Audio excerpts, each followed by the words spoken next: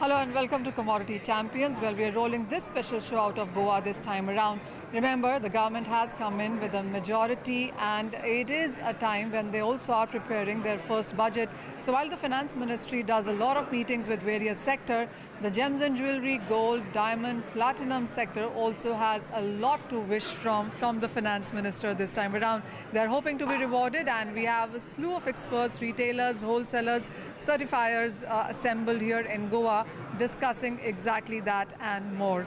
We will be joined by various experts on the show today, talking to us about the sector growth, the demand numbers in India, and of course their budget expectations from the Finance Minister this time.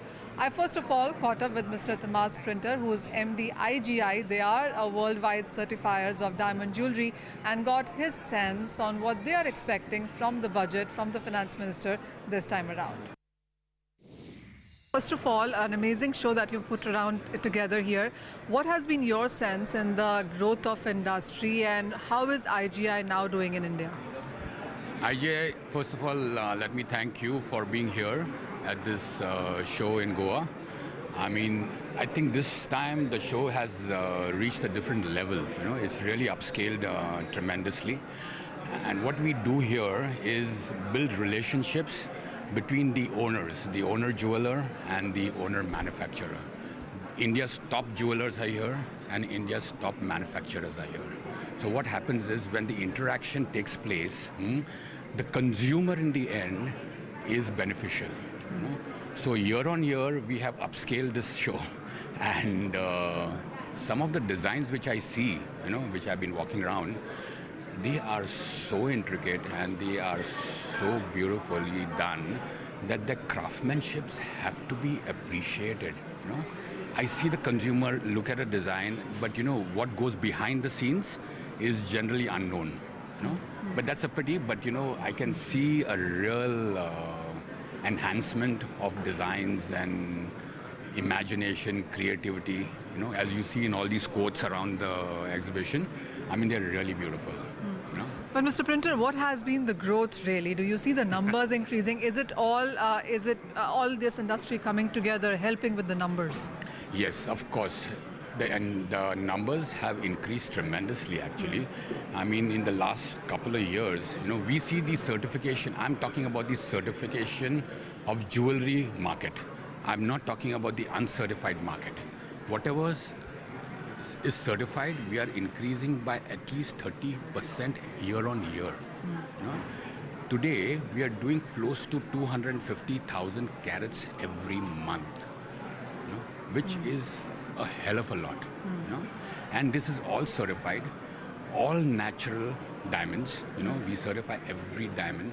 And you know, in here, the jewelry designs are intricate with tiny diamonds, you know, 1 pointers to 5 carats also. But you know, the range is there.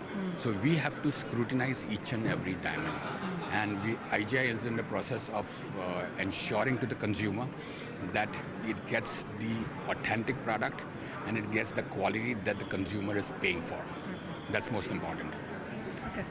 With budget round the corner, that really is a top question that we're asking everybody on what are the expectations here, because the government has come back with a full majority. It's easier perhaps now going to be pushing various policy reforms into sectors. What do you think the sector really needs right now? What are you putting out to the Finance Minister as your presentation or requirements? Oh, hopefully the Finance Minister will listen to the Council. And I think I don't know, the Council is hopeful that, you know, the duty on diamonds will drop from 7.5% to 2.5%. Hopefully it does that. And the gold guys are thinking that, you know, it will drop from 10% to 4%, but which they have been asking for year on year. One thing, you know, is like how this show is on, right? Now, the foreign miners are not allowed to sell. They are allowed to display in India. You know, but when we go to Basel or Hong Kong or JCK, you know, all the foreign miners are allowed to display as well as sell. Right. So hopefully there could be some policy change that they are also entitled to sell.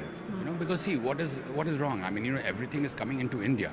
You know, and India is the biggest cutting and polishing center. So I think that should also be probably done. You know, it is good for the country. You know, now the government has to decide what's good for us. You know, so we hopefully get that. So also talk to us about various global uncertainties that we are dealing with right now. Has that in any case impacted the business here in India or outside? And also when you compare India with the global markets, how are the numbers adding up there?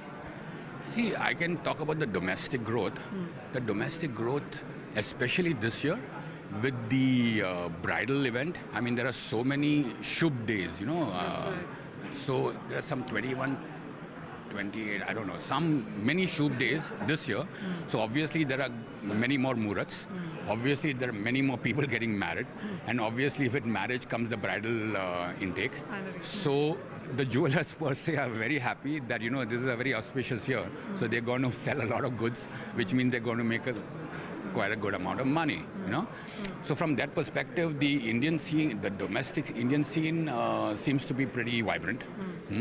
On the global levels, there are many challenges, you know. US, China, I'm not really conversant with most of the, you know, because these are all international affairs. So one never knows how the political scene will pan out, you know. One hopes that peace prevails, and in peace, industry grows, finance grows, prosperity is there. So, you know, let's hope it's a peaceful environment. So would you say the spending power has gone up? Do you see that number increase as well? I am sure the spending power has gone up, okay, especially on the impulse buys also. You know, the small things, you know, which are not very expensive, you know. And today there is surplus of income, you know. So definitely the impulse buys have definitely gone up, you know. So there is a lot of sale happening, I feel, between the 10 and 50,000 bracket, you know, which is good, you know. And overall, it may be a small value, but when the numbers go up, it makes an impact.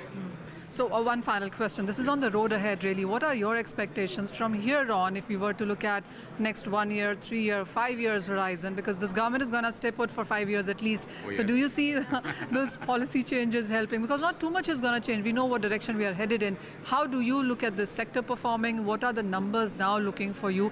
How are you doing your maths? I'm not a foreseer. I mean, I can't look into the crystal ball and say, okay, what is going to happen in the next 5 years? But we, in this industry, you know, everyone is so innovative and looks for ways and means to enhance one's wares, okay? That from that perspective, whatever happens, we are capable of marching ahead. That is a given. You know, but 5 years is a too long a period for me to comment. But I'm sure it's on the upscale, you know, for sure. Okay. Mr. Printer, thank you so much for your time. Really appreciate it. Thank you. Well, that was Tehmasp Printer telling us on what he expects and what are the growth numbers looking like. Let's also talk to Sunil Nayak of Reliance Jewels with their understanding on the market and, of course, growth plans going forward for the sector. First of all, what is the industry looking like to you right now? Because we've seen ups and downs, we've seen gold prices all over the place, and we've seen demand actually get hampered too. I think recent past has not been anything great, but I'm personally very confident that going ahead, coming months and coming years, I think it will be a very good days for the industry. What is Reliance doing right now in the sector? How many years have you been around? What is the game plan, or what is the road ahead for Reliance on this? So we are about 13 years old brand. We have been very quiet for the last 4-5 years, but about a year back, we have taken the decision based on whatever research we have done, that going ahead, particularly for the corporate players like us, we should have very good days ahead. And that's where we are in for very heavy expansion. So what is Reliance's way of working with this jewelry industry here? Are you outsourcing much of your pieces? How many, what kind of exposure do you have in the Indian markets? And are you expanding, and in what way? Yeah, first of all, our operations are restricted only in India. We have about 78 stores today, and these are basically the standalone showrooms with the size ranging from 1,500 square feet to about 4,000 square feet. We are also into the SIS format, what we call it as a shop-in-shop format.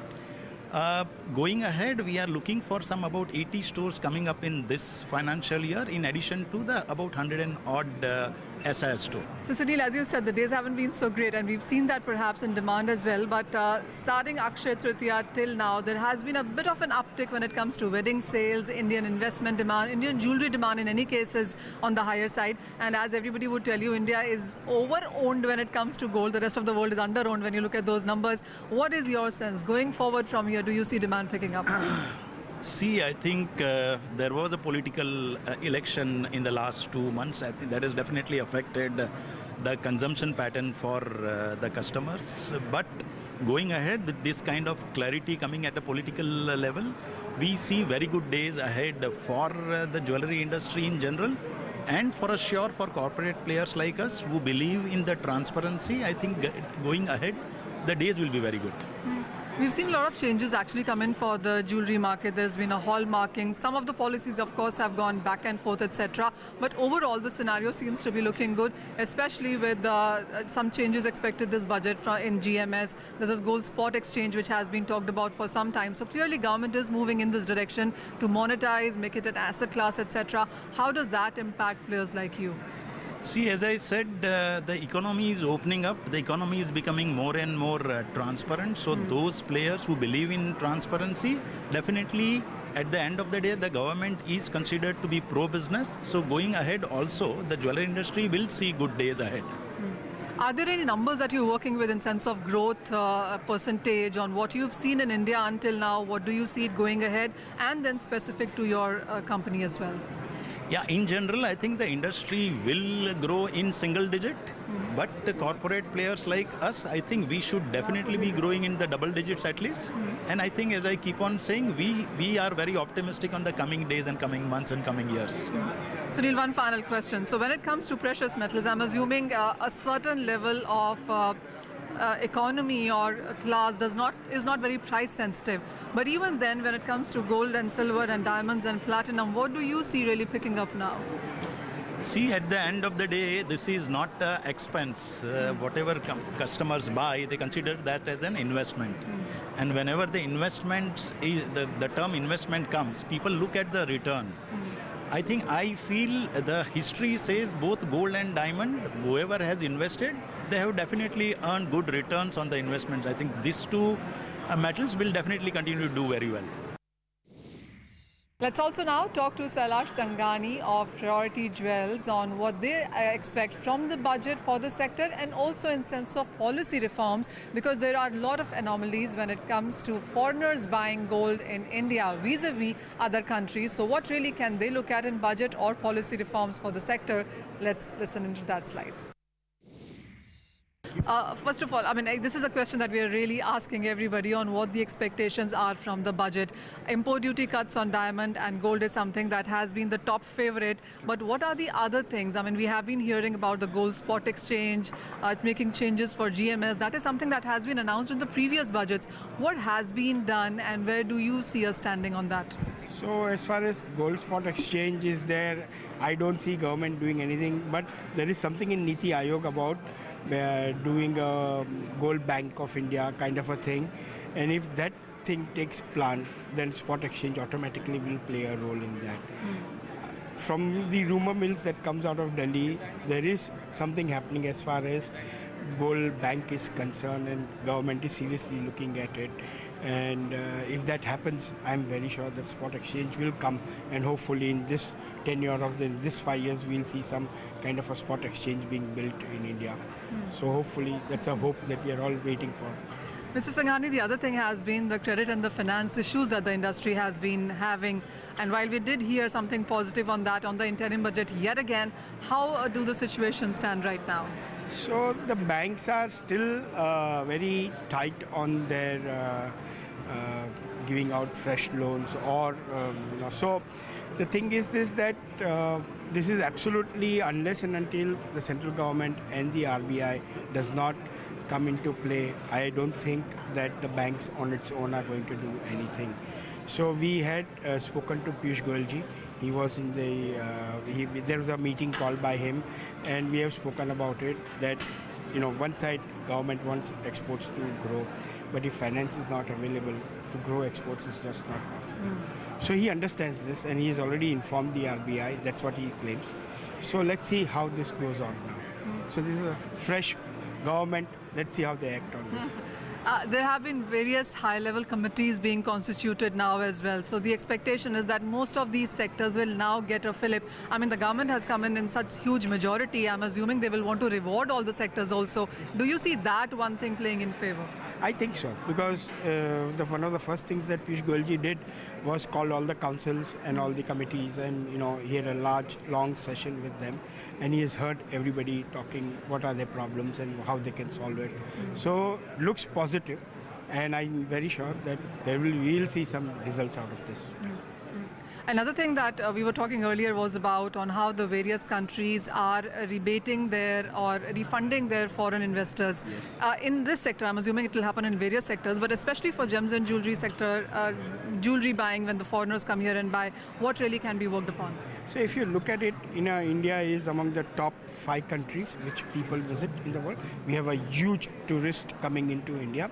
But then when tourist comes and when they shop, there is nothing that we do about rebating. So, but the same tourists, when they go to Europe, there is a refund over there. When they go to Middle East, now Middle East has started refund. So a lot of countries are offering this refund on the VAT or GST, whatever you call it. I think if India brings in something like that, it would be very nice. And it would help the tourism also, and it will help all the industries. It's not just gem and jewelry, but across the board, it will help every single industry. I think something like this should be taken up, and this is one of the proposals that we have given in our budget recommendations to the Nimra ji on this particular subject, that they should encourage this thing to happen. Also, when it comes to employment, when it comes to growth in the country, when it comes to economy, precious metals or the gems and jewelry, it is not seen as priority in that sense. How are you looking to push the sector then? How are you looking to ensure that you find a place when the finance minister is preparing the budget? So in gem and jewelry is very high labor intensive products, so we have huge workforce in this. I mean, if the government, one side we are doing, of course, and where the government is playing a big role with us, is we are putting up common facility centers all across the India, and we need to put up much more than what we have already done, which is in the pipeline, and as we go, we are doing that thing. So that is something which we are doing there is something which we are doing for skill development in our trade. So there are a lot of things that are there that we keep on doing for the labor to learn more and do more things and other things. We have a very nice scheme as far as insurance is concerned that GJAPC is introduced for health and all the things. So there's a lot more. Okay, talk to us also about the Indian demand now. Where have you seen that going? Because the last couple of months have been slightly stronger. Yes. But do you see that continue for the rest of 2019? Is it a tide turning when it comes to demand? Because the last couple of years were nothing to write home about. True. Last couple of years were not so good, but so far this year looks very decent. And I think this tide will remain like this. I am seeing this year to be very positive. Various reasons are there, the elections, the new government coming in with thumping majority.